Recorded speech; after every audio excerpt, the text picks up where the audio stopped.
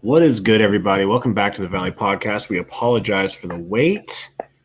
Having some issues with this Microsoft Surface. It is terrible. I understand why they had to come out with a Pro, something that actually works better. Everything on this thing doesn't want to work. The audio doesn't want to work.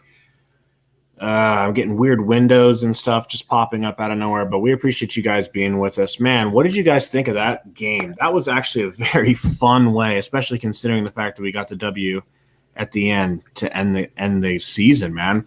A wild season. 51 wins, Spurs fan Gary, 51 wins. I mean, did you think the Suns were going to hit 50 when the season started out of 72? If I would have told you the Suns were going to win 51 out of 72, what would you have said? Honest to God. If you would have told me before the season started, I told you you're crazy. If you'd have told me crazy 3 months in, before the All-Star break, I'd be surprised if they didn't. I think everybody's agreed that a handful of those losses they've had, they shouldn't have had, right? So, dude, honestly, the majority of them. At one point, argue you should have more. At one point, we had like 15 losses, and 11 of them were to sub 500 teams. So, dude, you're damn right. We definitely shouldn't have had a bunch of those losses. We could have had a record-setting season. Yeah, but I mean, you also could have lost some games you won. Like it's true. It's an amazing season for you guys, man. It's great. Dude, the game tonight we could have easily lost. Yeah, tonight was infinitely better than yesterday's game. Like the Spurs losing is irrelevant to me. Like I'm pretty realistic with where the Spurs are at. I expected 2 losses. I expected this loss to be bigger. I expected yesterday's loss to be smaller. But just being there watching a game today was a lot more enjoyable the game to watch. Yesterday, if you would have said, let's get out of here halfway through the first quarter, I'd have been like, let's go. No. Today was a decent one to watch. Yeah, man. Sticks. I want to talk about Sticks first. Trash. Absolute. That's dumb. I'm just kidding. That's what they say. That's what they say. They say Sticks is trash. But why would they say that? Like, how much has anybody seen him play? Exactly. So the question to me isn't why would they say that? It's how can you say that? How can you say Sticks is trash when he never gets to play? Right. Now, he didn't start out hot. He came in and he looked really rusty still. But once that shook off, I mean, what did you think of him, man? Well, he should look rusty because he never gets to play.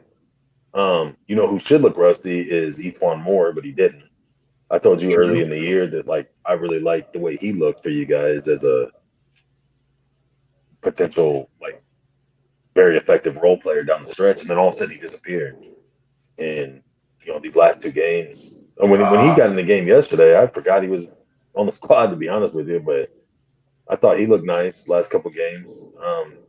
I honestly, as much as I gamble, if there was a line I could find and bet who your biggest asset is going to be going into the playoffs that's not named Booker or CP3, I would say Payne. Just the way he's been playing, the way he looks, he just looks like things don't bother him. Like it doesn't matter what situation is or isn't, you know what I mean? He just seems like he's just he's going to go out and hoop and he don't really care what the outcome is. He's confident it's going to be good. But I mean, back to what you're saying about Sticks, I can't give a lot of feedback or insight on him. I don't know. I don't follow the Suns like a Suns fan does. So watching the games, I've watched the majority. I've watched more of your guys' games than I have Spurs games this year, mainly because of following you guys on here. Like I really like watching you guys' do the podcast stuff. So ever since you guys kicked this off, I've really watched just about every Suns game, and I've seen him play 40 minutes total, maybe. I mean, right. And it's always at the very end of the game. Yeah, but I mean, I think the same case I was arguing about Ayton yesterday could be made for him, is that he's probably not developing or understanding the offense at the pace that they need a guy to, and that's why they're not playing him. I don't know. I mean, that would be my assumption because you see the potential there for sure, but there's got to be a reason why the guys who see him every single day aren't giving him the minutes. Well, I can tell you because I mean I'm fancying myself, me and Burner probably Sticks' biggest fans, I'm Like always. I mean, I'm just kidding. During the season, he started out really good. The first 2 times you saw him play, you saw him hit a couple of threes, like right off the bat, no misses, just splash, splash. You see him physical. He's really good at blocking shots. He's not scared of anyone or anything. He's not scared to fail. And those are all things, I guess, that you just don't see out of Ayton very often. And that's probably why people seem to be so high. Suns fans like Sticks and are so much more affectionate towards Sticks because he plays at least the way you want to see somebody play. He does, Sticks, but he has less. So we're both Husker fans, right? So yeah, the last 2 years, we all clamored that we wanted McCaffrey in instead of Martinez. The coaches are with those guys every single day. There was a reason why that didn't happen. Whether it's because Frost is in love with Martinez, or whether it was because towards the middle of the season, then Gary, that's what happened. He got some more minutes, not a lot, but the times you saw him, you were like, "Oh, yeah, he's not ready." You talking about the Suns? Or you talking about? I'm talking about Sticks. Okay, but what I'm saying so, I agree. You're exactly right. Monty knows that Sticks isn't ready, and we all just are like, no, let's see. And it's the exact same thing, dude. It's the exact same thing. But then when we saw him later on during the season, we realized coach is probably right. Like his defense isn't ready. He can't really stay in front of people. His mind isn't ready. He's kind of like forgetting his assignment sometimes. When a guy comes in garbage time, playing against other backups, or the game's out of reach one way or the other than his ego or his personal pressure he puts on himself, there isn't a lot of pressure, right? So I mean, when McCaffrey would come in and he could run on a defense who had been playing against the pass the whole game, and the rest is down by 3 touchdowns and nobody cares, yeah, he looks amazing. When teams are studying game film for him and he's going to be the starter and play the whole game, how good is he going to look when he has to play in different packages, situations, all that? So that's, if you swapped Ayton for Sticks, how well does he do, one, with the pressure of playing with Chris Paul, 2, being in there with the starters and the game's not decided before you come in? How well does he understand the offense to keep the ball moving, to keep himself moving, to create his own points? Because like we talked yesterday, you guys don't really set up a lot out of the post. How much different would he look if roles were reversed, And then add on, he doesn't have that first overall pick pressure that I think is really, really hard for Suns fans to just go, oh, yeah, it didn't pan out. Like I think you guys talked ad nauseum yesterday about it, but I think that has so much to do with why people still think he needs to come out and have these amazing games that he's given no reason to show he is consistently going to do. But I don't know, man. You can only go off of what you see, Charles has a good question for you. About the 2 wins? He says, do you think that the Spurs can win 2 in a row coming up? Yeah, 100% I do think they can, and 100% I don't think they will.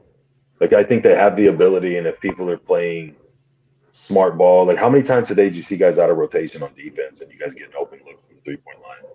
Yeah. You never know what defense from the Spurs you're going to get from game to game, and you never know what you're going to get out of guys like Lonnie Walker, Patty Mills. Cassell isn't quite as important. Rudy Gay is going to be consistent as far as effort that he gives you, but he's not always consistent when he's knocking down shots. Today he had that steal that he took for a dunk. He doesn't do that a lot. So, I mean, I feel like the ability's there, especially if we play the Grizzlies, to start off with. I don't feel like there's too much the Spurs need to worry about outside of Morant, but I could see them getting bounced. I won't be surprised if they get bounced right away. I'll be more surprised if they win 2 games and get in than if they lose. But I won't be like shocked, like, oh, I can't believe we made, that we're playing Utah. You know what I mean? But I don't expect it to happen. Let me shout out the chat real quick. What's going on, everybody? We got Burner Account in here. Roy, Brendan King, what's up, man? Good to see you. Big win today. to get that 51, that big juicy 51. I think I like 51 more than I like 50. 50 is a nice round number, but 51's like, you know, they'd be like, hey, you guys had a 51 win season, and we can be like, 51, sir, please. Charles in here. Iverson, what's up, dude? Kenyon Perry. Appreciate you, man. King, no, Sport Chop. I'm getting better at saying his name, man. His name was really difficult in the beginning. But yeah, so that was really shocking to me, though, how well your boy, because I know you're big on Etuan Moore. I think I'm gonna start calling him ET. I think Etuan Moore. I don't remember if I told you this or if I told Chris at the game. You told me. I know what you're gonna say, and you're exactly right. Sorry, go ahead. No, go ahead. Go ahead. You said to me earlier, and the more I watched him, the more I thought about this. You're exactly right. So, y'all, he was saying that Etuan Moore is the offensive equivalent to Torrey Craig for us. So, like how Torrey Craig comes in and is just like efficient with defense and rebounds, and he just does everything right for you, right? Like he comes in, he just does all these things and gets it done on the defensive and rebounding side. Etuan comes in and he just does all these things for you offensively, pretty much only. He comes in and he knocks down shots. He comes in and he runs the pick and roll, and he runs the pick and roll well. You know, he makes great decisions. He's not flashy. He's not extra. He's just like a really good, it's like if you have a backup quarterback, almost like a Nick Foles in Philly only, where it's just someone you can trust to come in and handle everything, and they're not going to screw stuff up. And he will make some defensive plays here and there. Just like Craig will knock down some threes or dunk on somebody or whatever here and there to keep. You're not greatly sacrificing one end of the floor for the other with either one, but you're gaining something at one end of the floor. That makes sense? Like, yeah, like you gain a little bit of offense when Moore's in there. You gain defense when Craig's in there. But you don't sacrifice a ton on the other end. Yeah, obviously, it's not the same as guys start in front of them, but I mean, you're going into your rotations. You know, it's nice to not have the big drop-offs and to get a little extra, you know, a little spark here and there in different areas of the floor with your bench guys, you know, with your rotational guys. But I think I'm 100% sold that everybody gonna laugh at me. If Booker and CP3 do what everyone expects them to do, you guys will go as far as Payne allows you to go. Payne? Yeah. I think he's gonna be your third guy. I feel like as the season goes on, he is the most consistent. If I'm a coach, I rely on him the most off of my bench. And I don't know. I want 100% say. I'll say 99%. That's my thought. We'll see what Cam Johnson comes back, because I really like him. Right. I really, really like his style and his consistency. And he doesn't seem to really get frazzled much either. But I mean, he's been streaky though. I would say he's kind of in a sophomore slump this season. I feel like he's streaky, but he's streaky because it's a hot and cold streakiness. I don't feel like it's between the ears like a lot of those guys. No, it's like just, Bridges when he has his streakiness, it's between the ears. Aiden, we talked about that forever yesterday. I think I wouldn't be surprised if you see some streakiness out of Book, and that would be between the ears. Nobody questions Book's game. You know, I don't know, man. I just feel like I could be 1,000% wrong. I'm just saying, like, the more I watch him, and since I saw it, started really looking for it, I really like him. I think he's gonna mean a lot to you guys as far as how far you can go. Yeah. So they're talking about Urkel in the chat. They're talking about, did I do that? Sticks. Can you hear me? Right? Yeah, I can hear you. Can you hear me? Either way, I'll keep going. So people are talking about sticks here. And Uriel says Smith was surprisingly good, not going to lie. And then Burner says Urkel was always good. What do you mean? And that's how I feel, and I know that's how Salty feels. Shout out to Salty. I thought he was going on with us, but I think he might have not had time to do it, so hopefully he still hops in with us. That'd be awesome.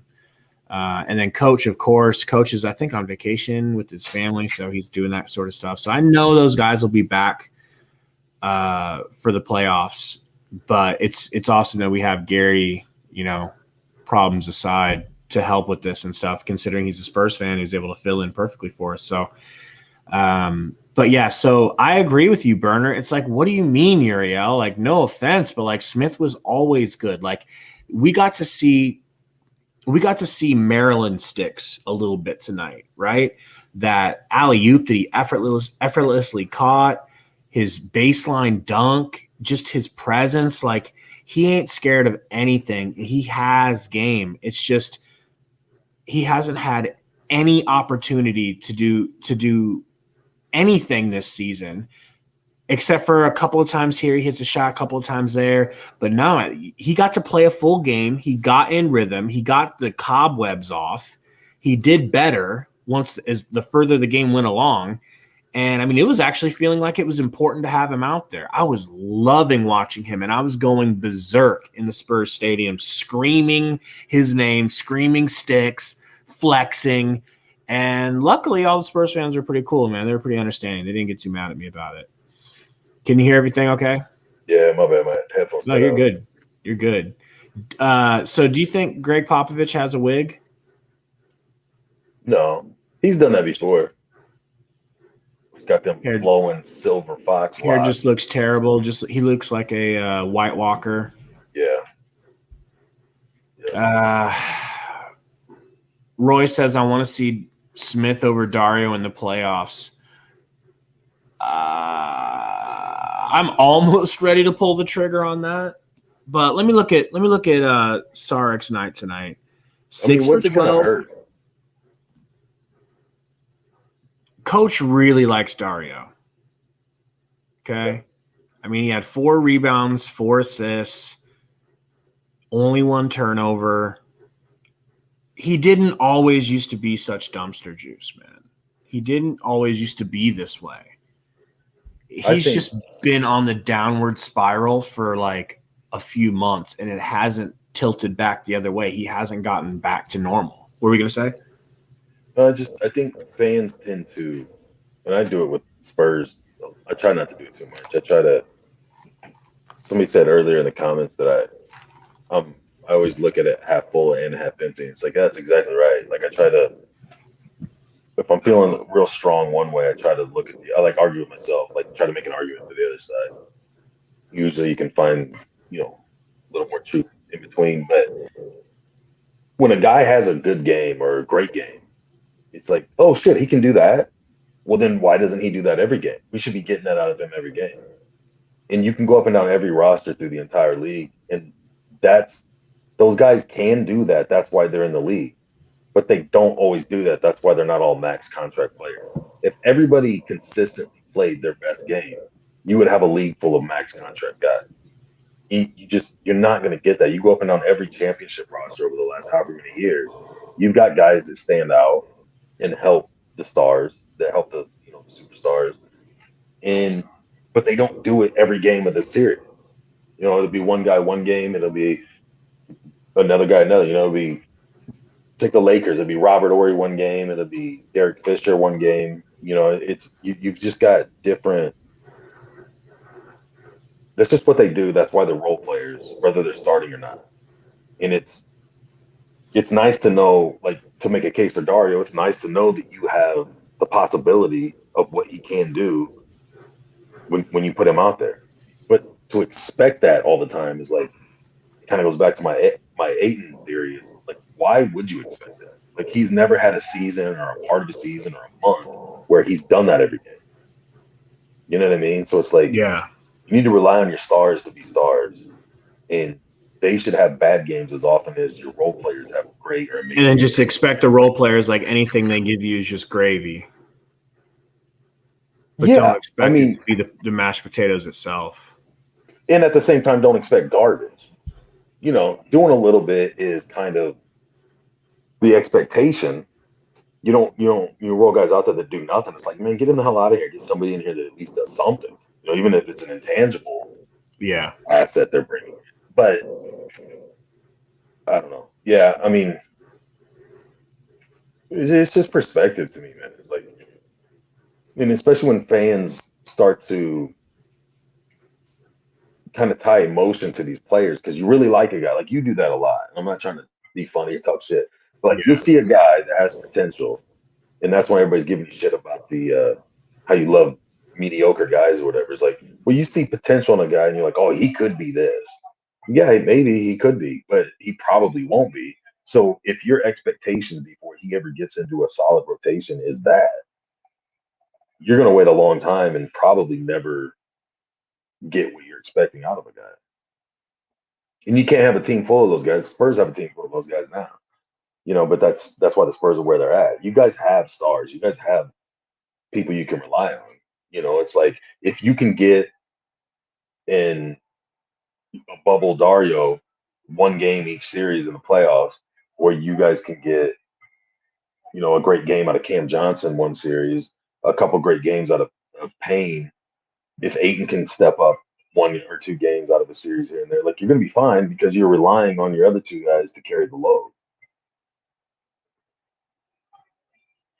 But acting like you're going to get 8 or 9 guys that are going to come in and play their best games ever for 3 or 4 series straight is, I mean, it's just, I don't know. Random question from the chat. I'll let you take the first stab at this. What do you guys, or he goes, do you guys like Steph Curry? What do you think of Steph Curry, man? I don't like Steph Curry. I think Steph Curry is the greatest shooter ever.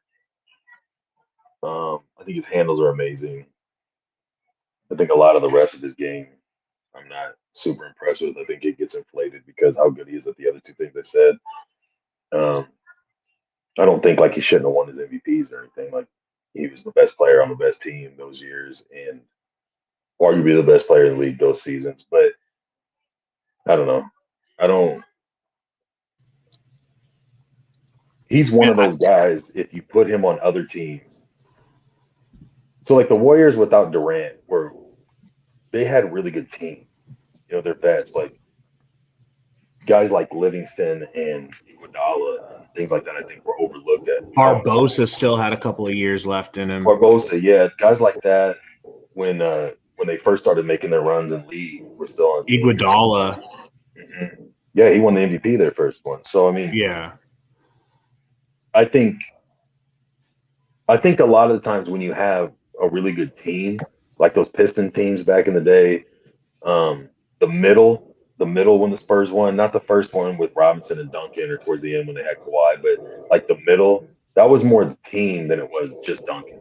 I think Duncan elevated those guys, but when you take some of these guys that people think like, oh, he's a top 5 guy or he's clear cut MVP, go put him on like today's, I don't know, who are the garbage teams? Like the Wolves and the Rockets or whatever. Do they even get a 10 spot or an 8 seed or whatever? Like Probably not. I doubt it. I Swap feel Steph Curry with Lillard. Like I think the Warriors would be even better. He's more yeah. versatile. There's more I he was can gonna say do. that too, actually. He's not the shooter. He's not the shooter that Steph is. Like I'm not stupid. I'm not saying that. I'm not getting crazy. But he has more dimensions to his game than Steph does. I feel like with Steph, if you were to let me make a team and I was gonna you're like, okay, you can pick a starting 5, any starting 5 you want.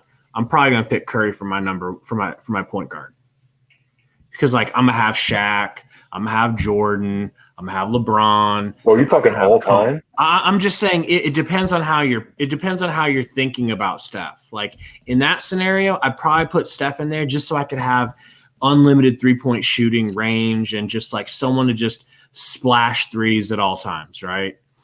And then you don't have to really worry about 3-pointers on your roster. But if you're telling me, okay, we're gonna like have to make a team, but you can only have certain players and it's going to be like restricted. You can't just have anyone. Then I'm going to want somebody like CP3 or Steve Nash to be my point guard. Probably CP3 or Magic Johnson or someone who's going to make everyone around him better. But if the team is already good to go, then I just want Steph there to just rain threes from hell. Right. That's a tough debate to have because you could have 9 different opinions and they'll all be right.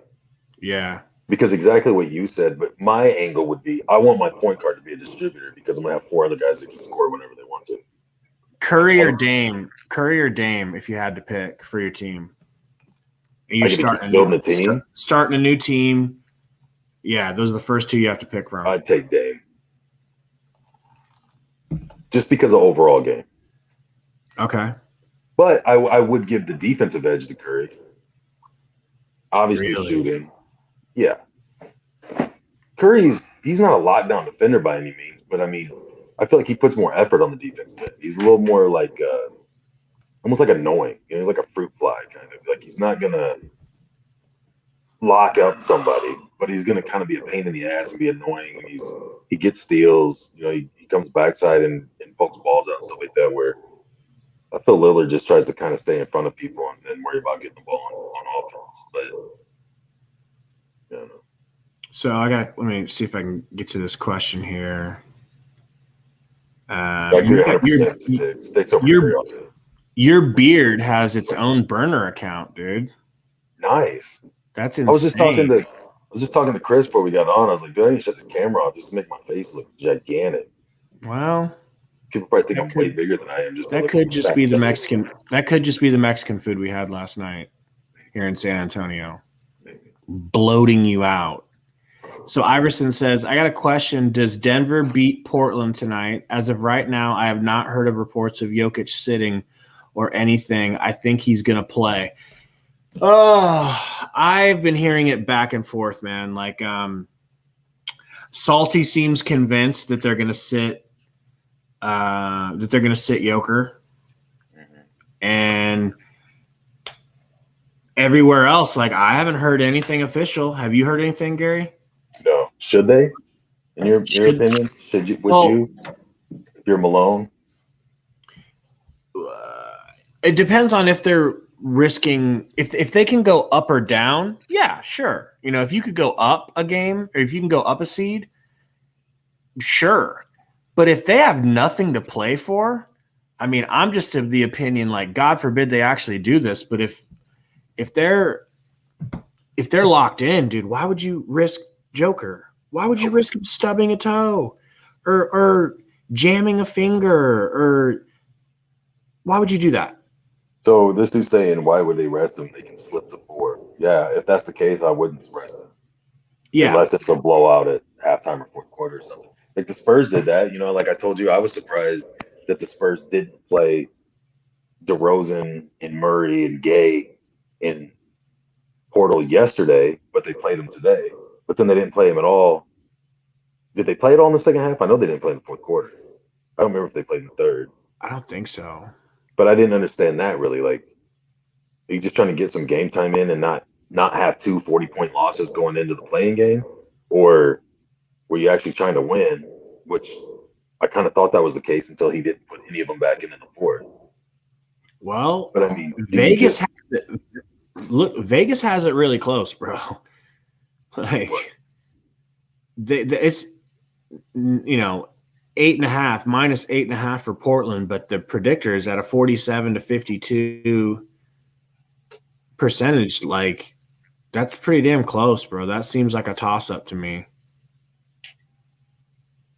Ooh, great question, Burner. He says, who's got the best hair? CP3, LeBron, or Gabe? So I'm glad you bring this up, man. We love talking about hair on this podcast. LeBron has the worst hair of any. Like, I definitely have better hair than LeBron because I have no hair, right? I mean, that's how you're supposed to do it, right? You start losing it, you do the respectable thing, you take your loss, and you shave your head, and you go about your business. Now, LeBron, on the other hand, it looks atrocious. Would you not agree? Yeah, but is it a loss, though, if you shave your head? Is it what? I don't think it's taking a loss. Well, the loss that I took was that part of my life is over. Having hair is gone. It's done. It's a very final thing. It's like getting a tattoo, you know? Once you give up on it, you start shaving it, it'll never grow back the way it did before. Yeah, you'll never have to worry about it. You're right. It's great. I mean, I do enjoy it now, but it's something you have to get over as a man. You have to get over the fact that you're bald. You have to accept it and move on. And a lot of people I cannot don't know do that that. I would have that problem. You might, but a lot of people do, man. You know my boy Jesse. He's got the worst hair. Sorry, Jesse. He's got the worst hair in Austin, Texas. That's being And he disrespectful. refuses to shave it. He just can't let it go. Look at LeBron. If Well, you yeah, if he but puts his in head that, down, it literally you can see the exact silhouette shape of Abraham Lincoln on the penny. It looks exactly like it. It's that big. It's like the whole thing is gone, but he's trying to. It's like, bro, you have 4K cameras, 360 around you. Like, do you know how bad you look? And then CP3 needs to cut that shit off too. But CP3 at least has his whole front of his hairline. I don't know, man. I think he needs to trim it down even more. But go ahead. What were you saying? I'm just saying, like, you don't know what you got under there, So like that's As far as the probably a shape lot of of your it. head? Yeah, like if I shaved my head, bro, I'd never not wear a hat because I got like a weird shaped head. Like if I wear hats all the time, you can Yeah. see it's not round like most people's hats when you take them off. Which I usually do wear a hat all the time, but that's the route I would go. But I mean, I would still shave my head and not have to dick with it every time I get out of the shower, get ready to do something. That'd be nice. Man, I wish I had CP3's hairline. I could do a lot with that much hair, but my stuff started fading back further than that. So no. LeBron's, it's a joke, man. It is a joke. I almost hope he doesn't shave it because he would actually look better if he shaved it, dude. He'd look like a badass. He's got a great shaped head. There was that one time he did it in the summer. He buzz cut it really low, and I was like, "Yo, like this LeBron looks just ready to go. Like nothing holding him back. Nothing mentally on gonna." Because you think about it, bro. Believe me, when I was playing basketball and I knew my stuff was going, and people were watching me, like I thought about my hair. It's just something else to think about, something else to make your mind wander, Yeah, Takes away from focus. who's Kratos? Video game Oh, god God of War. from God of War. Yeah. I just saw Kratos looks dope. Salty Burrito. did a Kratos like Photoshop of him when he buzzed his hair. He looked dope. He said James, LeBald. LeBald James, bro. He's as LeBald as it gets. Iverson's saying he saw an article, and I've heard about this article where Joker was saying he doesn't want to duck anyone and he wants to play every game this season. He could be lying, though. Yeah. I don't feel like he's lying. I feel like he's done or said or acted in a way to make you think that he would not think that way. What do you think? You think I'm wrong? No, I agree. I'm not saying that means he's going to play. I'm just saying I don't think he thinks so. I think if it's up to him, he would play. Right, and he wants the MVP, so that's also talk for MVP. That's the types of things you need to be saying. Who would you put as the MVP right now? Take your son's hat off. I want to hear CP3, unless you really think that. But I mean, who would you say? You gotta think that. I don't want to think about. All right, so I would say Joker, and then a very close second, CP3. I would argue if it came down to them two, it'd be CP3. I don't like CP3, but that team is drastically different, and the biggest change is him. You know what I mean? Like the Nuggets are where they're usually at. I mean, he's having a great season, and a lot of it's been without Murray. But I mean, there's not a huge. I guess it depends on what you look for when you look at an MVP. A lot of people go, "Who's the best player on the best team?" A lot of people go, "Who has the best stats throughout the year? Who could go to any team and take that team to where their team's at?" Or this guy's amazing. If he played with the Nets, they would not have a lot. You know what I mean? Like it's so hard to know exactly what the criteria is for making that decision. But I mean, it's hard to say. Not just how different the team is, but how well he's played consistently all year. What about Embiid or CP3? Do you feel like he missed too many games? You hear me? Yeah, I hear you. Oh, you're thinking. My bad. Go ahead and Yeah, I think. don't know, man. I mean, I wouldn't say Embiid, but it's not because I don't think he's good or a top player in the league. I just don't think that I don't think he's had a year that stood out drastically above some of the other guys, and I don't think he has made. Most people you talk to still think the Nets are going to win the East, and a lot of people will argue that the Bucks will win the East. Right. And but I mean, using that argument, if you go back to the West, not a lot of people think the Suns are going to win the West. Not a lot of people think the Nuggets are going to win the West. But you're still talking about those two guys. So I don't know, man. I guess it's just because he just doesn't come to mind right away when I think about it. But there's no denying the season he's had, for when he's played.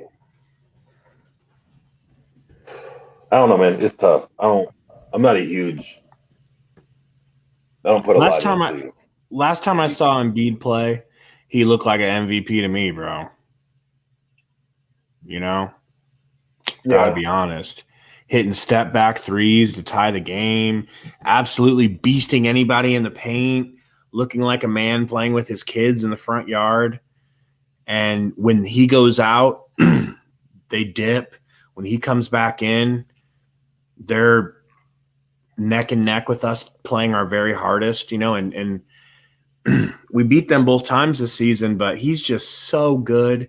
He's just so leaps and bounds ahead of the other big men outside of Joker, I mean, I don't know. I feel like if he had played more games, he should win it. If he played a full season or closer to it, I would give it to him. He's that good. But I just feel like he missed too many games. So you got to play more games, man. You got to be around more. Got to be available more. What's going well, I on, mean, Elixity? how bad would he have looked if you guys would have played stakes in those games? He probably wouldn't have scored. He probably wouldn't have Exactly. scored a bucket.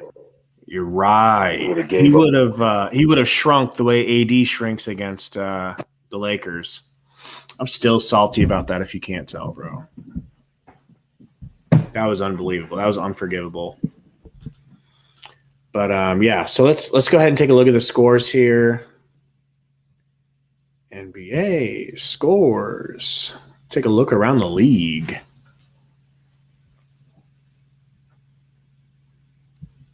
God, I still can't believe we won that game, dude. That didn't feel like it was going to be a win. Everybody in the chat, Gary tried to bet me. There was about 1 minute left? 1.5. About a minute and a half left. They come out of The timeout. Spurs were up. You were up 2 points or 1 Yeah, point? 2, I think. And you looked at me and you're like desperately trying to bet me $20 that the Suns would come back and win. And I just didn't want to bet you because you're such an experienced gambler. I'm like, I'm not just going to take a bet 1v1 versus this dude. Like, Not only that, man, we were up 9 at halftime, and you're like, "Oh, it's over." When we were all out getting food, and we ran into you guys. I said, "Dude, 100% Suns are going to win this game. The Spurs are the best team in the league this year at coming from ahead and losing, and they'd have been better off being down 9 at halftime than being up." And then I didn't know the guys that started weren't going to play hardly at all in the second half, but I still felt super confident that the Suns were going to win. And then even at that point, when the Spurs hit that shot before that timeout, when I said that to you, and everybody's all excited in the stadium and whatnot, I told Chris, I was like, "Dude, they're still going to lose." And I looked back at you, try to get you to bet. Wouldn't do it. And no I fake know why defense. people are talking about Steph because he went off for 46. Yeah. So do you think he clutched out he probably did because the Wizards, I'm talking about the scoring title specifically, guys. He and Bradley Beal are like neck and neck, like a point and a half or like a half a point separated. So if Beal played, let's see. Oh my gosh, did he steal the scoring title at the last game? Yeah, Beal played. He went 8 for 27. Oh my, he only had 25 points. He went 8 for 27. Did you know he was trying to hold off Steph Curry? Does anybody know? Does anybody know if If he's the scoring champ, that'd be interesting. I think Yeah, he said, who's that? when he reached 6 points this game. Whoa. Morag, Morag Jackson. He said he clinched scoring title when he scored 6. Oh gosh. So it must have. Well, good for him, and I also hope we don't play them, but I think we can handle them. Do you think the Suns can handle the Warriors in the first round? Yeah. So that would be nice. I think you lose a game or 2, but I don't think it'd even be that tight. Right. Right. Man. So when is the Spurs game coming up? When's this play-in? I think it's Tuesday. So Tuesday they have the play-in. So it's going to be one whole week of just the play-in tournament, right? I think it's just like 3 days, isn't it? 4? I don't know. Let me see.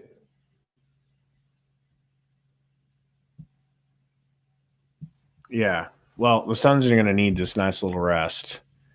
Get everybody healthy. Get everybody's legs ready. We need to get Jalen Smith some hydrotherapy and cryotherapy because he's going to be starting. Now, there are a lot of people saying that Sticks should start next year over Saric. I mean, I could see that. What's Sarge's contract? We signed him to like, guys, correct me if I'm wrong, but I'm pretty sure we signed him to like a 3-year deal.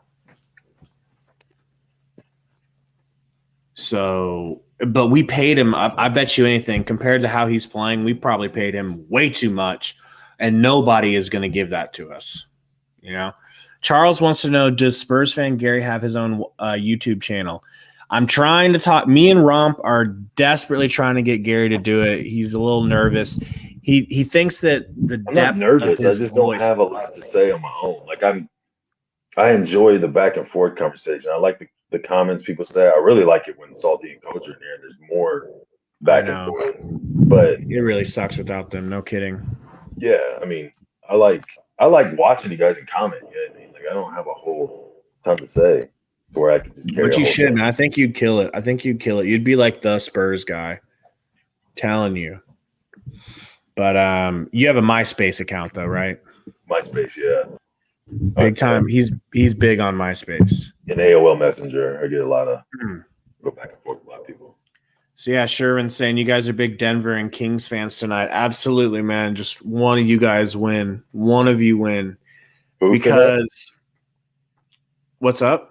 Who's commenting you talking about right now? So Shervin from Blazers is saying you guys, like the Suns, need to be pretty much big Denver and Kings fans tonight so we can avoid the Lakers. And absolutely, man. I know I'm the only one, man. I think you guys would be just fine if you got the Lakers in the first round. I don't know, dude. Did you see LeBron yesterday? Yeah, I saw LeBron in one game yesterday. He looks fully healthy. Yeah, he does in one game. After coming back and then being like, oh, shit, I got to sit back out. So how's he going to do in a 7-game series? Same thing with AD. You guys are younger, fresher. I mean, I'm obviously super worried about you guys' inexperience, but I mean, you're just talking about youth and talent, all around talent. I don't know, man. That could be completely wrong, man. You guys get swept. It's just I told you so, but I just don't. That last game we played against them, man, we didn't look good, and more than it's like playing them without a big man. It's going to be Frank Kaminsky essentially versus. I know that's exaggerating a little bit, huh? You've got to look at the body of work and what teams are doing at the moment, right? Because you could have looked at that game when we rested all those guys and beat the brakes off of you guys in Phoenix when you guys had your starters and be like, oh shit, what if we played the Spurs in the tournament or in the playoffs? Like you beat 3 in a row since then. You know what I'm saying? So it's like, and granted the rosters have been different and stuff, but I don't know, man. I don't put too much in individual games. I mean, maybe matchups in individual games or. I'm just looking big picture, man. Straight up big picture. What I see is you go up against the Lakers. They're way too big for you. They just whooped our ass with no LeBron. LeBron comes back. He's looking healthy enough that he's going to be able to be like if they can beat us handily with no LeBron, an 80 to 85% LeBron is probably going to be way too much for us to deal with, bro. It's just their size. They're big. But that goes both ways, man. If you guys can move the ball and knock down threes and get open looks the way you have against other teams, teams can be as big as they want. They can't close out and rotate on the defensive end around the three-point line. And you're going to need more than two guys to win a game in the postseason. They've got some vets, so I wouldn't be surprised if you see different guys from their team come up. Like, I'm not saying, 100% Suns are going to sweep the Lakers or knock them out. I'm just saying I don't think that's as scary of a matchup as a lot of Suns fans. Not just Suns fans, a lot of people think. I think there's everybody thinks they're just. If I was a Suns fan, I would rather play the Lakers than the Blazers. What? If you guys didn't get that garbage call from Booker, you would have lost that game the other night to the Blazers. Right. And you're going to be in that style of a game for 5, 6, 7 games in a row against a team who's been there in those types of series every year for the last 5, 6 years. As much as I talk shit about Ayton, when he plays versus the Blazers, he does enough to help keep that from being that close. Like we worked him earlier in the year and then beat him without him. I mean, they do that drop scheme, and already, like, that's what we do. We beat drop scheme. Like, we are drop scheme kings. Say that 10 times fast. But I mean, you can say that. I don't think if the refs don't call the call that you yourself and a lot of other Suns fans didn't agree with, you got beat by a drop scheme, right? So I mean, that was like a paper thin edge on one side or the other, whether you won or lost that game, and they still ran the same style of offense and defense against you guys. I'm saying now move that into the playoffs and do that every other night. Like, how well is that going to go? Who do you have faith in being more consistent? Playoff Lillard, or maybe he's going to play a full game. Maybe he's not LeBron and AD. And who else are they going to have coming up doing their thing? McCollum's going to do his thing. The Blazers, I know I pissed off a lot of Blazers fans when I was commenting that thing the other night. I really don't think their surrounding talent is great. I think it's really good. I think all those guys on that team, if you found out your team, if I found out my team, got some of those guys in the offseason as additional pieces, you'd be really happy with them. But relying on those guys, I don't think they don't have a lockdown defender. I don't think they have a clear-cut third scorer. They have guys that will be the third scorer. It's not consistent. It's not like it's Dame, McCollum, and then Covington or Powell or Carmelo. It varies. And that's fine. That'll work in the playoffs as long as one of them is stepping up and doing that. But I just think playoff-wise, in a grind with that, if LeBron and AD play full games and get their normal averages, it's going to be really tough for you guys to beat them. I just don't have a lot of faith that that's going to be the case. LeBron came back how long ago and then had to go back out. AD, it seems like every fourth possession is grabbing a knee or an ankle or hobbling along on the baseline before he shoots free throws, before he can get back on defense or does whatever else. I don't think those are the I feel like some of that's been theatrics for AD. How can you get injured 3 times in one game and still drop 42 and 12 and still be jumping up, skying for alley-oops over the top of people for poster dunks? Like, I think he's been in LA for too long. He's starting to go a little Hollywood.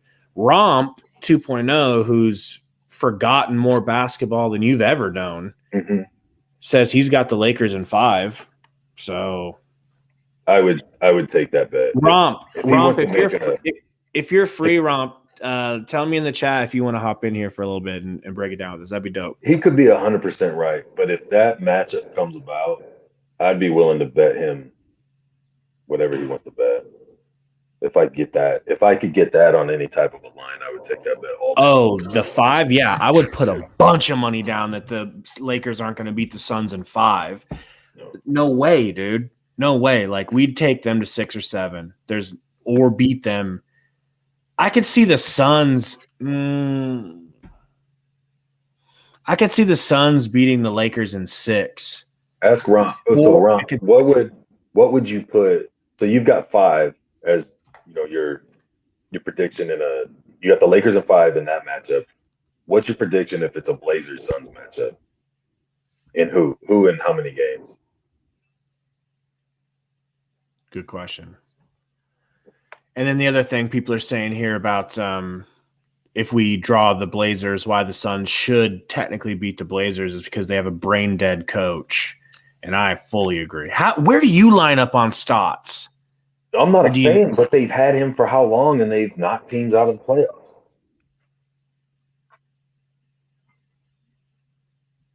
I look at them and I just see a team with so much talent that they should be better than they are. Where's all the talent, though? Like, okay, Nurkic, good, better than Ayton, easy, better than Ayton. Dame, better than Booker. Dame's better than most players. That's my point. Okay, especially in the playoffs. CJ obviously slept on. He slept on because he's undersized. So, but I don't think anybody looks at CJ and goes, they don't have talent there. I think everybody looks at the Blazers and goes, oh yeah, CJ and Dame is a disgusting backcourt. And then what? Who's their best defender? They say that their best defender is Robert Covington. Okay. So and that's fine, but that doesn't mean he's a great defender. That means he's the best they have.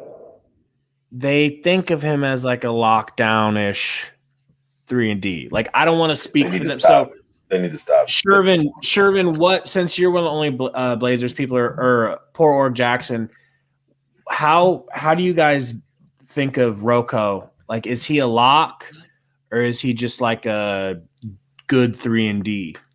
I think he's a good 3-and-D. Or worse. I'm just wondering what they think of him. Right.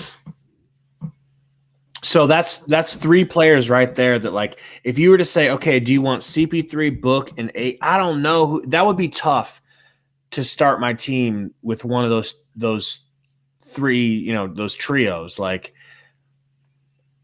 I would pick the Suns because I'm a homer, but if I was an alien that came down, I wouldn't know how to pick.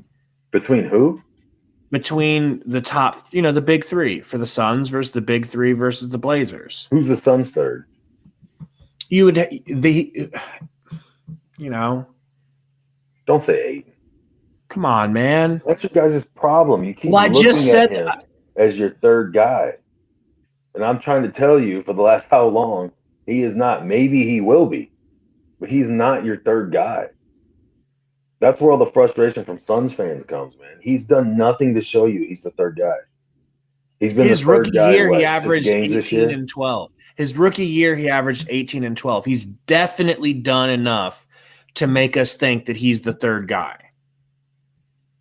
Except for this season. Like, just this season, he's not doing that shit anymore. Like, I almost wonder, would he be better off if he didn't have CP3? That's like such an insane thing to say, that anyone would be better off, especially a big man. But dude, I really think, Romp, you can. I'll send it to you on Twitter. I really think Ayton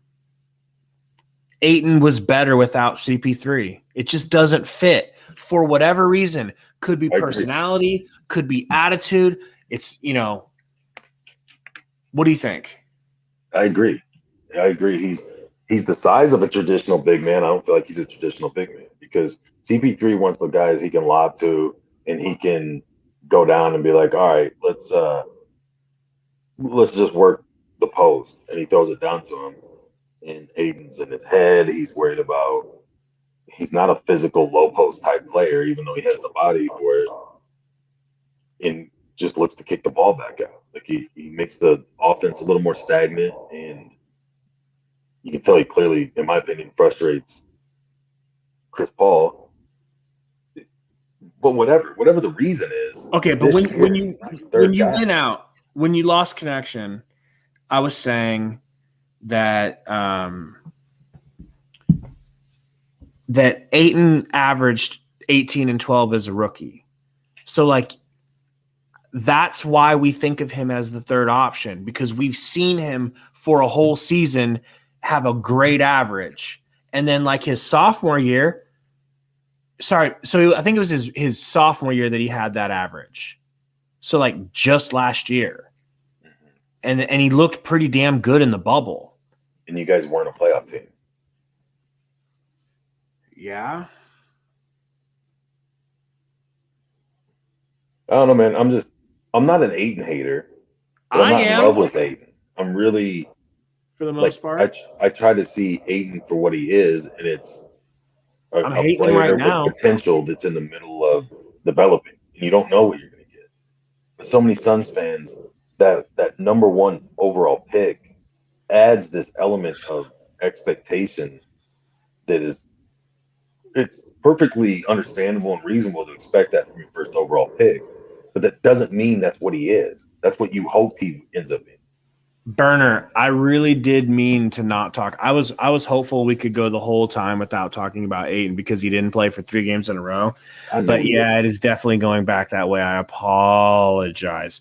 J.O. says, I wonder what Popovich could do with DA. My question for you is, what would Popovich do with DA? How would he deal with DA? He'd probably scream at him on the sidelines a lot. Really? Because that isn't the way that Monty deals with Ayton. That's how Popovich it seems like kid players. Gloves. Huh? That's how Popovich deals with players, though. I mean, I think Popovich would understand we're either going to run a lot of the offense through. Like, Popovich has changed up offensive styles throughout the years. You know, they ran that 4 down all the time with Timmy. And then towards the end of his career, they went to it sometimes, especially in crunch time. But so much more got geared to where it was ran through Kawhi. And then you had where there was a lot of, off of like multiple pick and roll type stuff where they tried to get Ginobili, especially as Parker got older, to get to the basket. It's just, I feel like he's a lot more versatile than the Suns' offense is, but he's more experienced and the teams were more experienced. It's not really apples to apples comparison. So I think behind the scenes, he'd make it very clear to Ayton what he expected out of him, what his role was going to be. And then he would run the offense through him to get him going and try to get him up to what he wanted him to be.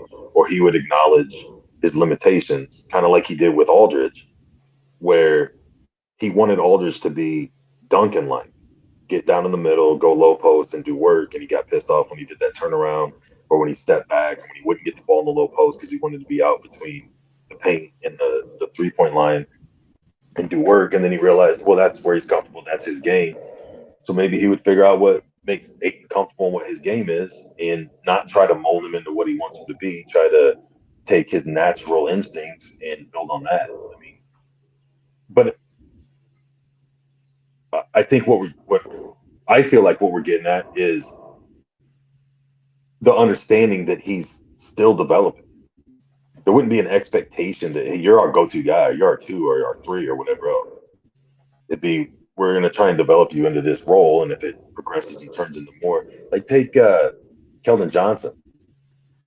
You know, like I think he developed quicker than people thought. People in the Spurs thought. You know, he's gotten a lot of minutes. They run a lot of offense through him. A lot of that's because you have to. You know, when Aldridge goes out, and then Trey Lyles is out, you already had kind of a shaky roster or whatever. You got to work with what you have. But I think it's forced Vassell to develop a little bit faster, which he's still not where they expect he's going to be. But I just mean, I'm just getting at the point that you limit the expectations based on where a guy's at, and then go, okay, we want you to get here. We see your potential to be here, and try to get to that. Not going, well, we see you as an all-star center, so go out and play like an all-star center every game. It just doesn't work like that. That's the generational talent that we joke about that people thought Ayton was, and it's clear he didn't show up as that. So he's going to have to develop to that, or he's going to have to spend more years showing he can't develop to that and be named a bust. You know what I mean? It's kind of one or the other. Yeah. So Iverson asked me a question here I want to get to. He says, Gabe, do you really think Ayton takes something before games sometimes and sometimes doesn't, like you said a few streams ago. Yes, and I want to specify that could be a lot of things, right? That could be a pre-drink. I know it sounds crazy, but when I play in my basketball league, I kind of like to drink a little bit of a pre-drink, like not too much because it can upset my stomach, but just enough to get me just like hyphy to the point where I'm ready to run through a wall. I like playing basketball with that type of energy, and so I take a pre-drink. So it could be a pre-drink, right?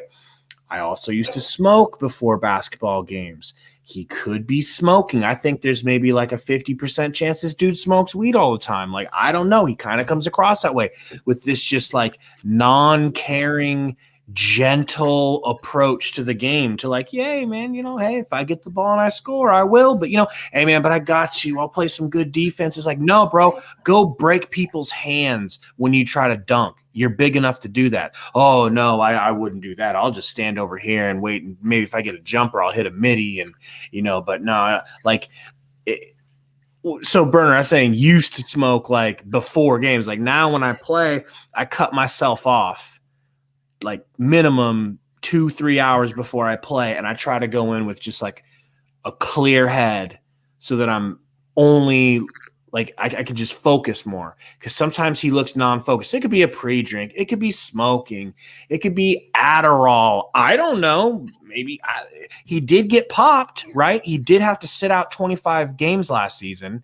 So, is it possible that he had to do that because it was something like that? They never told us what it was. And he was never the same after he got popped. He never played with that intensity. That intensity you see when you watch Arizona highlights with him dunking and shooting threes, like and just dominating people and putting his body into them and trying to move people. Granted, smaller people, Romp pointed out to me. Yeah, smaller people and smaller people. We sat there that night when you, Romp, and me watched those highlights. He was twice as big as everybody, and all of his dunks were. He had an angle and basically had a wide open lane to the rim. You're not going to get that every time in the NBA. That's where most of his dunks happen now. It's not his style to body dudes and just dunk on them. Right. Unfortunately. I mean, you could say unfortunately, but I mean, like, I know people laughed when I didn't say they were the same player, I said the style when I compared him to Olajuwon. Like, Olajuwon didn't do a lot of dunking on people. He had the turnaround. He had the little fadeaway. He dunked. He'd get inside and do that. He had a lot of layups. Like, it was a big guy with a lot of athleticism and coordination that wasn't a Shaq type. And it's wanting that out of him all the time, and that's not his style. It's kind of like, wanting Chris I would Paul settle, to be dude. I'd settle for him to be less than Shaq. I'd settle for him to be a different style, an inferior style. Say like, I don't know, Tim Duncan, that weak ass style of play where you stand 8 feet away, 10 feet away and hit bank shots. I'll take it. Do that. But he won't even take those jumpers really anymore, So I don't want to get too much on this. We got Romp, everybody. Romp in the stream. I don't know if his camera's working, but it's all good. Everybody say what's up to Romp. What's going on, bro? Hello? Hey, buddy.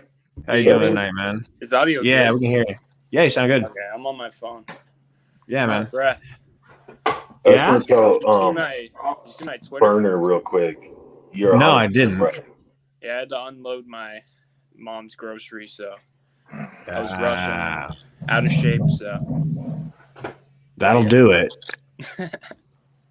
Sorry, Spurs fan, you were saying something? I was responding to Burner account's comments. He's 100% right. I'm not now. I'm drinking water now. Burner, he was drinking whiskey at the game. No, I was just drinking beer. What was that can? Oh, we had those mules. Yeah, I guess they were whiskey. He was drinking whiskey. That was more. He doesn't even remember he was drinking whiskey at the game. Junior high version of whiskey. Okay. Sorry. So, Romp, did you watch any of it? I did not watch this. Not a big deal if you didn't. Unfortunately, I did not watch Sticks go off. He just went into the Hall of Fame today. Is all you. No big deal. You heard about it through the grapevine, though. I'm surprised you haven't debated like if he should start in a playoff series. They were talking about a little bit. I just know that Monty would never do that, so I'm not going to say it out loud. He would never do it. He would never do it. So the reason I said Lakers in 5 is because I don't even think LeBron's that hurt. I think he's just been chilling, to be honest. Even though he said it was a really bad injury, but I watched him yesterday. He looked unbelievable, and I just don't trust the inexperience of the Suns. But I could see them taking them to 6 or 7. But if I were to make a prediction, it would be Lakers in 5, as of now. What would you say if it was the Suns and the Blazers? That's just a toss-up, to be honest. I think it's going to go to 7. That's how much you value playoff experience. I value it a lot. I'm considering picking the Warriors over the Jazz if that happens. Because Steph is just – he could control a series. And Rudy Gobert does not want to see Steph. But I think the whole side of the bracket where the Clippers and Lakers aren't is just up for grabs. Like the Mavericks could get to the conference finals. The Warriors, it's just like crazy. The whole other side of the bracket if the Lakers land at the 7th seed. Bro, you guys depress me so much. Like, we talked for like 3 hours after that last stream you were on, Romp, and you guys just brought me crashing down to earth. Yeah. I mean, I could be wrong. It's just, I don't know. I think the Suns this is their first year of winning, so I can't believe in them as much as any other team. You know what I'm saying? But so with that same argument, are you saying that Curry means that much? Because a lot of the Warriors players don't have a ton of playoff experience. I mean, outside of him and Green. The Warriors team is terrible, but they are terrible, bro. I think the Suns would beat them, but I think they would give trouble to the Jazz. And I think they would take the Suns to like 5 games, 6 games, but I could definitely see 5 or 6. I could definitely see Curry winning 2 games against us. I would see 5 or 6 out of the Warriors against the Jazz as well. The real reason I believe it, and this has nothing to do with like basketball lineups, matchups, it's just that Curry has no expectations. He has no pressure because even if he loses, the media is not going to give a damn. So I just think Curry going into the playoffs with no expectation, no pressure is just scary. And that's why I believe he has a chance against an inexperienced Jazz team or an inexperienced Suns team. If they were going up against the Lakers, no way. So you got Lakers beating the Suns in 5. I just feel like we take them to at least 6. You see what Berger said? What he said? But the depression duo. They really are, though, aren't they? They really are. But, the thing Salty would be doing that, too, if he was here. The thing with the Warriors for me is that the night you guys lost to the Warriors, everybody was about how bad your guys' defense was. But I think the point was missed. All the defensive effort from the Suns that game was Curry. Every time he got the ball, he was trapped. He was like 1 of 11 from 3-point line. He had a horrible shooting percentage. He got to a point where he wasn't even trying to shoot. He was coming off those screens, getting the ball, instantly trapped and looking to just get rid of it, not even looking to do his quick release shots or whatever. There's teams that are a lot better at defense than the Suns that will have that same idea. I mean, Wiggins and Green and guys like that are going to have to go off for them to win a series if people do that, if people put the clamps on Curry. True. I don't think Curry. That's my thing where I go back to where I'm saying I'd take Dame over Curry. If you trap Dame, he's going to get to the basket and he's going to start getting to the foul line. He's not limited to just shooting 3. I think Draymond's going to take it up another level too in the playoffs because today, in like a meaningful regular season game, they were playing for the 8th seed. You could tell Draymond was much more aggressive. Now, he's still Draymond, and he's kind of old, so I don't know. I'm not saying the Warriors are, like, scary as hell. Like, the Suns could beat them easily. I wouldn't be surprised if it was 5 games, but I don't think anyone should be sleeping on them. Ooh, Burner asks a great question, Romp.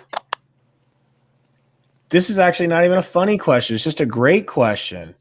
He says, wait, so do That's the what I Warriors think. have better playoff experience than the Suns? They're just as young. That's, I mean, that's you're going to sit here and say that the Suns don't have any, but we have Chris Paul and Crowder. What do they have? Steph, Draymond? And Steve Kerr. That's it. That's true. I mean, that's fair, but I think they still have more experience when you consider how many championships they have. But it's still a fair argument for sure. No one on that team's really been there. If the saying is, yeah, well, Chris Paul and Crowder doesn't really matter because the rest of the team, it's like, okay, well then what about the rest of Curry's ragtag crew? How much playoff experience does Kelly Tsunami Poppy Oubre have? We happen to know that he has none. But I mean, when you're saying like Crowder and you got to throw Craig in, having playoff experience, those two aren't as important to the Suns as Draymond is to the Warriors. So Warriors, they don't just have playoff experience, like they're champion. You know what I mean? They've won the whole thing multiple times. So I agree with what Rob's saying. Like, I'd feel more confident with that young, inexperienced group as far as a playoff experience perspective goes over the Suns. I just don't think they're as good all the way around as the Suns. Like, not even close to where it would be. The more I think about it, I don't really think that the Warriors would have a chance to beat the Jazz. No, absolutely not. I think the Jazz just have too many horses, too much size, and they're going to have them in. They've got the better bench. They're going to have them in Utah above sea level. Their lungs are going to be challenged more than if they were in California more. That's true. I love Steph, and I'm very high on Steph. I just think he needs Clay. Like, I don't think he needs Durant and Clay, but he needs Clay, you know, because you can clamp up Curry if you really work at it. You can make life difficult on him. At least the Suns can. The reason I'm saying the Warriors have a chance to make the conference finals is just because their matchups. If the Suns are on the other side of the bracket, I would probably pick them to the conference finals because that bracket, that side is just so, like, a mystery. The Clippers could still land in the 4th spot, but they'll probably beat OKC tonight. So it's just unfortunate. Like, the Suns did so well, and they're getting rewarded. Most likely they have to go through the Lakers and the Clippers, which is just impossible for a young team. What have you heard about Joker tonight and the Nuggets? I saw, like, Woj say that he's going to play, but then second half he's not going to play that much. So it looks like the Blazers will probably win. What is that, dude? What does that mean? Why? You guys are just unlucky this year, bro. Like, you got the 2 seed and you're going up against the former champs. You can't. That's just terrible. Like, my Sixers are getting lucky. And it's not usually like that, so I'm happy. But we don't have to face the Bucks, Nets, or Heat until the conference finals.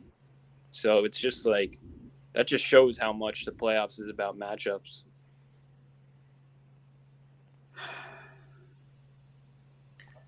Still, this thing sticks in the back of my head. That's like, if you do have to play the Lakers, you'd want to play them earlier while LeBron is like technically less healthy. You know? I mean, I wouldn't count the Warriors out for a 1 game off. It's true. Like, who knows? The Lakers might not show up, and the Warriors just are hot right now. So, but I don't see the Warriors or Lakers losing to the Grizzlies, to be honest. But it could happen. But if you get the Warriors, I could see you guys beating them in 5. But I could also see a series going to 7 against them. It's like, I don't know. This is just so crazy, dude. This play-in situation, it's great when you don't have to rely on it, right? Like when it's not going to F you or anything like I'm loving it. What's the play-in looking like in the East Conference? So we got the Celtics versus Washington. Now, Big. if the Wizards win, they would face the Nets. Russell Westbrook versus KD. So I'm kind of hoping that happens. For And basketball then it's the Hornets and the Pacers for the 9-10. So they would face the loser. So it's probably going to be either the Celtics or Hornets as the 8th seed. And I would say the Washington's probably going to get that 7 because they're killing it right now. They are, dude. Do you think they're an actual threat in the East or no? I mean, I think they have offensively, sneaky talent. Is Thomas Bryant still running, right? No, he's hurt. He's out. Is he? Man. They got Gafford from Chicago. Pretty good. I love Bertans. Oh, and they got Robin Lopez. Oh, boy. I wanted them to bring Bertans to the Suns in the offseason and put him next to Ayton.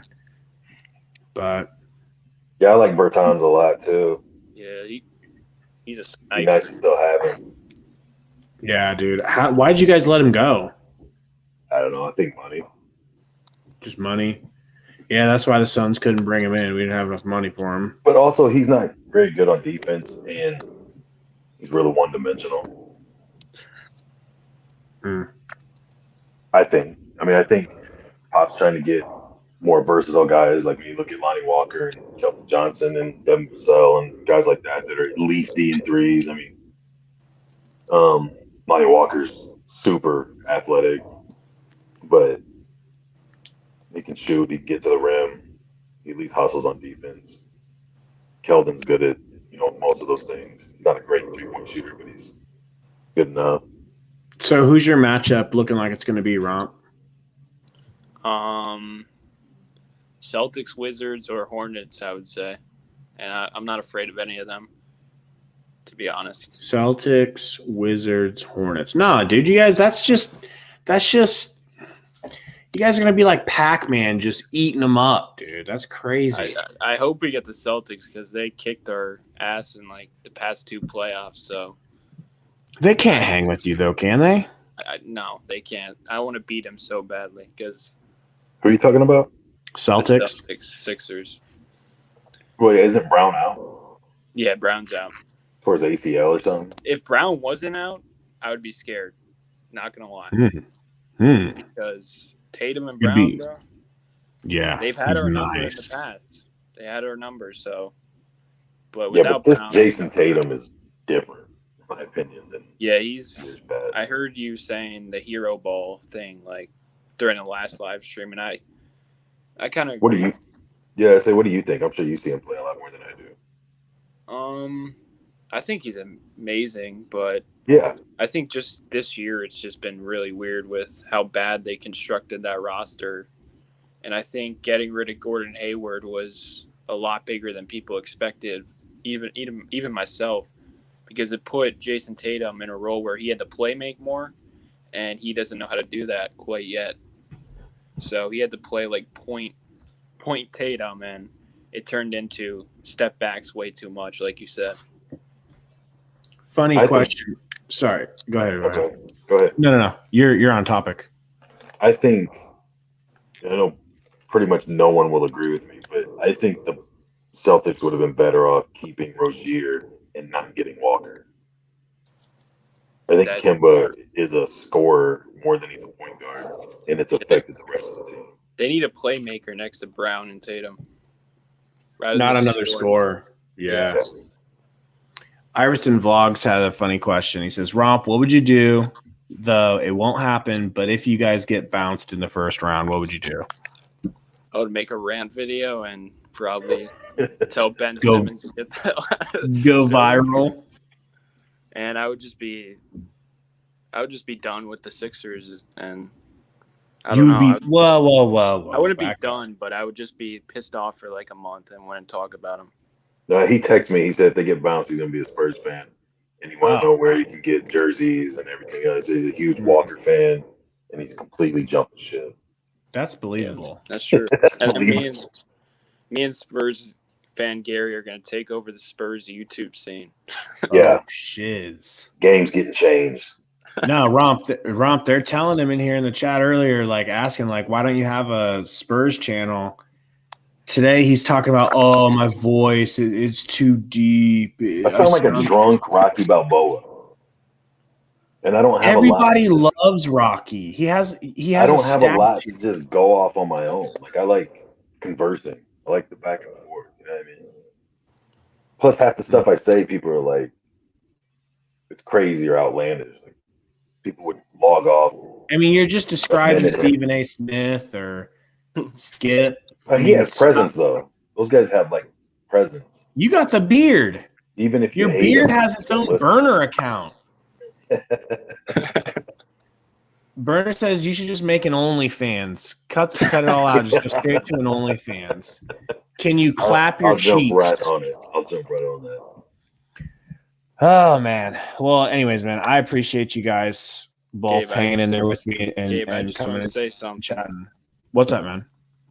I think you should be happy still because I think this is a successful season for the Suns. Very, very, Super. very successful. I think it would have been realistic after last year to look at the Suns and say, okay, if in 2 or 3 years they can have the season that they just had, would be realistic. And you guys did it in 1 year turnaround. And you've got a lot of young guys that are still developing with proven guys. There's no reason to think it's like a one and done or a flash in the pan type deal. Like, I've been saying that pretty consistently. I feel like this is the beginning of you guys having a real strong presence in the West. That'll be nice, and I'll bounce back, right? I can handle anything. I've stuck with the Suns. You know, any of these Suns fans who've been Suns fans for a while that aren't bandwagons, it's like we've been through the worst, bro. We've been called every name there is in the book. We've been joked about. Like Rachel Nichols used to do that segment called Sons of Anarchy on The Jump, where they would just jump at any opportunity to clown us. Like, we've been the laughing stock. So I'll survive, bro. I'll be fine, even if we didn't. But say we get bounced, I'll survive, bro. I'm still going to be wearing Suns gear everywhere I go, thinking about the Suns, talking about the Suns all the time. And then it'll be nice to get back to it next season and be like, oh, okay, we're a good team. Like, we're looked at as a good team. This is weird. This is exciting. How far can we go? But it's just like, knowing you're going to get an ass whooping or feeling an impending ass whooping is really, it clouds the mind. It's tough to sit here and, like, there's these shirts that the Suns have put out that say clinched. And it's like got the Suns colors, and so it says clinched, Pacific Conference Champions 2021. And bro, I want one of those shirts, but I know that I'm never going to want to wear that shirt after we get bounced in the first round if that happens. Wait, it's people just still care about divisions and that, dude. Dude, the Suns do, and I don't want to be that guy, but I am happy. I appreciate it, man. It's exciting that we have a turnaround like this, but knowing that an ass whooping is coming sucks, man. You don't know that, though. You're just hearing it from me and Spurs fan Gary, but we don't know anything. And Salty. Yeah. We could be wrong. Probably am going to be wrong. Usually am. I'm just throwing out, like, I get it, man, being attached to a team and having that expectation and perspective, but I don't know. It's going to be exciting, man. I just can't wait for this play-in tournament. Get to just kick my shoes off, man, kick back and just watch these other teams go at it, throw some money on some bets, and just enjoy my team not being in it for like a week, just catch my breath. But yeah, it's going to be exciting to watch the Spurs. What do you think happens in the Spurs play-in versus the Grizzlies, Romp? Probably pick the Grizzlies. Ooh. And then the Grizzlies will have to play the winner of Gold State LA. What do you got there? I'm feeling the Warriors. They're going to beat LA for some reason. So I think the Suns could get to the second round. And then once you get to the second round, bro, it's anything. Dude, if we get to the second round, I will. That's when we'll be in Steph Curry mode, playing with house money with no pressure. Yeah, But there exactly. is pressure on the Suns to get out of the first. You do so well in the regular season, you got to prove it's not a fluke, or you get clowned. What by does Gary Rom. think for the Spurs? What's that? What do you think for the Spurs? I expect the Spurs to beat the Grizzlies. I don't really expect them to beat the Lakers or maybe the Warriors. I don't know. If the Warriors are pretty one-dimensional with Steph, I kind of do, but I don't expect much out of them. You know what I mean? Like it's like I don't know if you heard earlier when I was talking. Like they could definitely win a game against all three of those teams. I don't think they will, but I think they can. I think they're a more well-rounded team than the Warriors and the Grizzlies. They don't have the talent that like Curry has. They don't have a guy that's that. They really don't have a guy that's Morant. But I mean, just looking at the overall rosters of those teams, they should be able to beat them. I wouldn't expect them really to beat the Lakers. I think they could, but I don't. I don't expect them to get into the actual playoffs. Whether that's the first game or the second game, I wouldn't be surprised if they lost either one. But I just won't be surprised either way. It's hard to say. I'm not confident that they're going to win, and I'm not like, oh, they're getting bounced right away. It's kind of 50-50 to me, but I don't see them winning two games and getting in. It's bleak, bro. We're Yeah, all so damn bleak. Yeah, I know. It's kind of like I know it sounds almost like a cop out, but it's just I just don't think it matters. You know, if somehow they win and get in, they're going to get bounced by the Jazz. I don't think they'll get that far. But I mean, it's just kind of all irrelevant to me. I mean, you could add two more teams. You can not have the playoffs or the play in and go. You know what I mean? Like I don't think it's. If we were like the Lakers and we had studs hurt for so long and dropped to this spot, you know, and we're getting them back, it might be different. Like, oh, we could creep back in and make a run, but it doesn't matter. I mean, they're going to get bounced whether it's one of these play-in games or damn near swept in the playoffs. You know, so it's like I don't care. Like until the playoffs get going, I really don't care about these playoff play-in games. I just feel like there's maybe the Lakers, I guess, in a play-in are the only team I see that could get in and do something in the playoffs. But other than that, I think every team in the play-in is going to get bounced first round. Metal Mike, man, that's exactly what I was thinking. He goes, I love when Spurs fans are this bleak. Me too. This is just I'm sorry to be drinking up your anguish, but it's like Gatorade. It's just like it's giving me life. Like I feel like I'm getting stronger every time you say something negative about the Spurs. That's what's up? I got a question. Yeah. Did you miss DeAndre Ayton for these past 3 games? Was it 3? Yeah, it was 3 games. Did you miss him? I would have liked to have seen him out there because I feel like any game he could potentially go off because he has that lurking inside of him. But the Suns didn't miss him.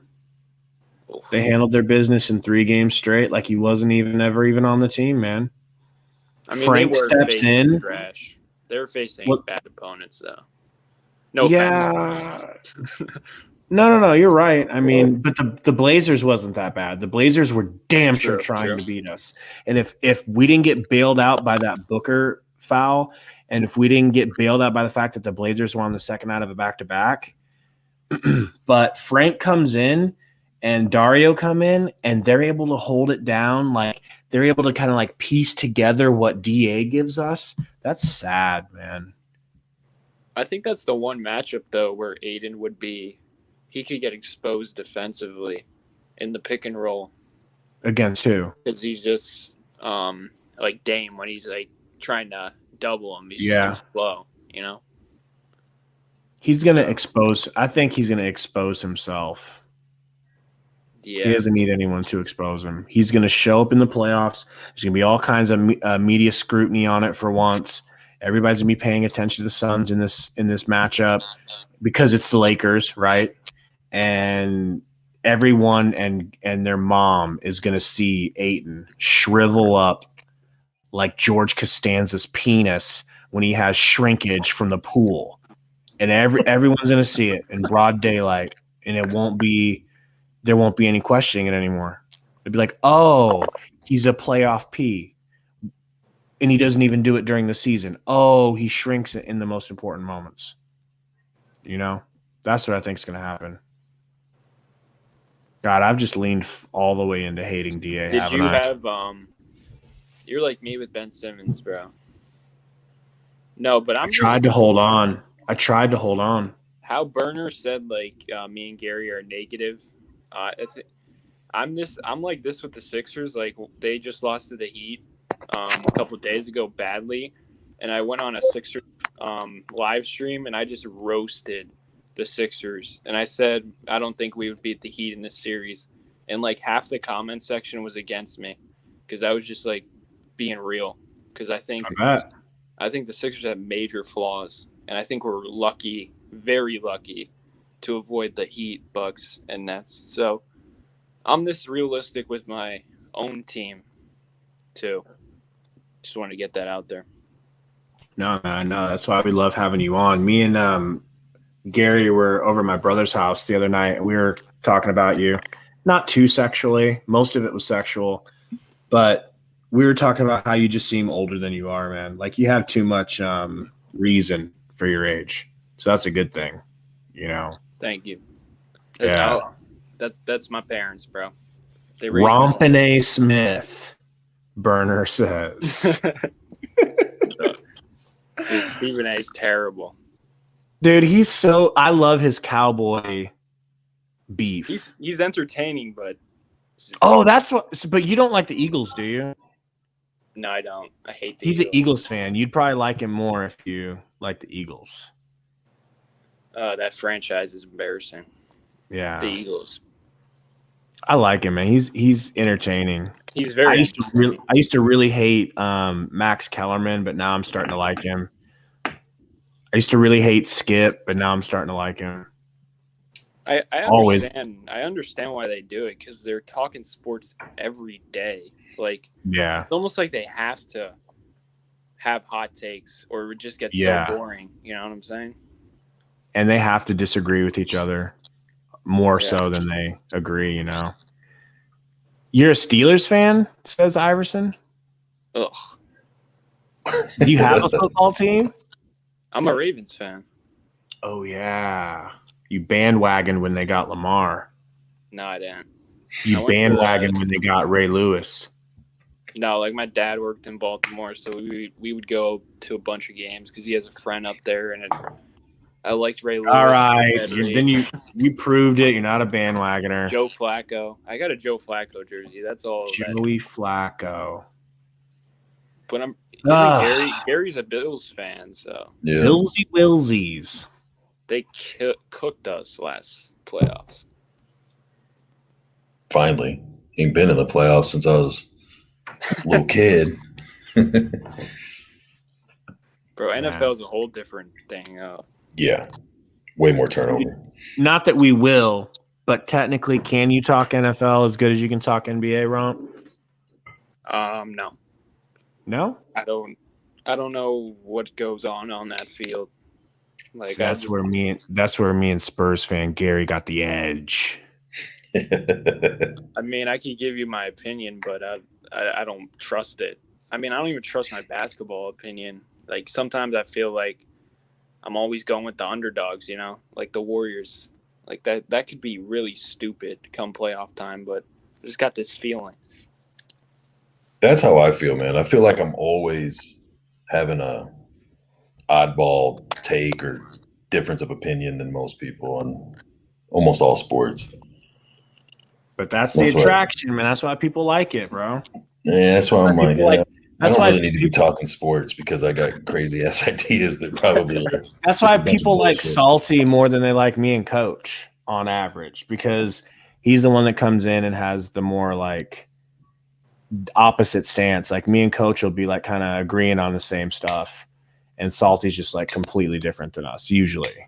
Gabe, I think you're changing though. Like you came on yesterday and just, oh man, you were going at DA.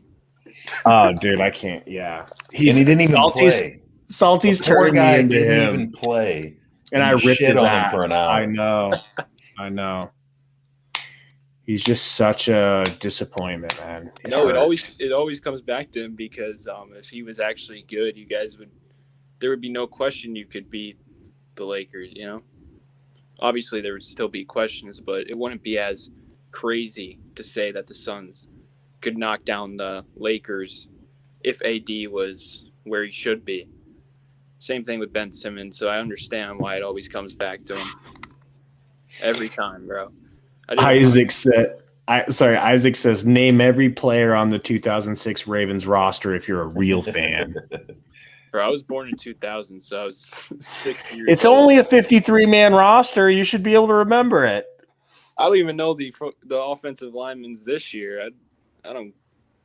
I'm just playing. I'm not like a diehard.